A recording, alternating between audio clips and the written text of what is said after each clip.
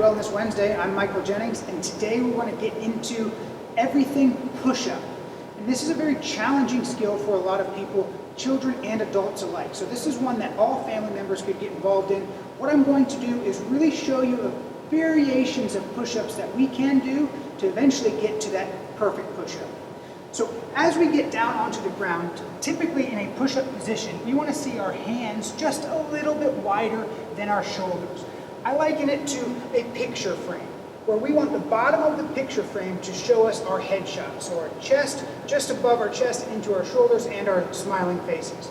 So when I put my hands down on the ground, ideally, this is the position we want to be in. Not necessarily looking up at you, but down towards the ground just above the fingertips, keeping a straight line from the back of my head to my heels.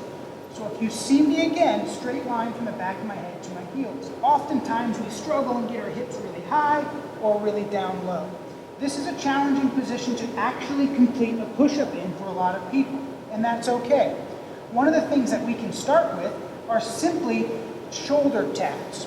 So we can hold that position the best of our ability, keeping our core tight, and what we're going to do is one hand after another, alternating which shoulder we tap. So it will look just like this. Just holding this position, shoulder tap, just like so. Trying to keep that body as steady as possible.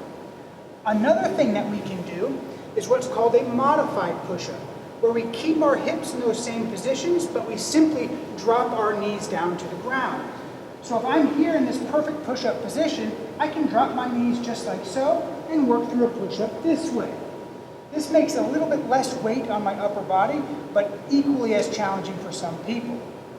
And lastly, what we can do before getting into the complete push-up is what's called an eccentric push-up, where we focus on just the downward motion going as slow as we can. So I get back into that push-up position, and I just focus on going down as slow as I can, keeping that good form and posture, get all the way down to the ground, and relax. Now I can crawl my way back up, into that push-up again, go slowly down, all the way down to the ground, crawl my way back up. Those are a couple of progressions and modifications that we can do to help with our push-up form and technique.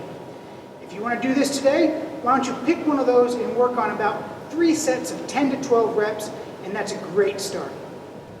Go get them.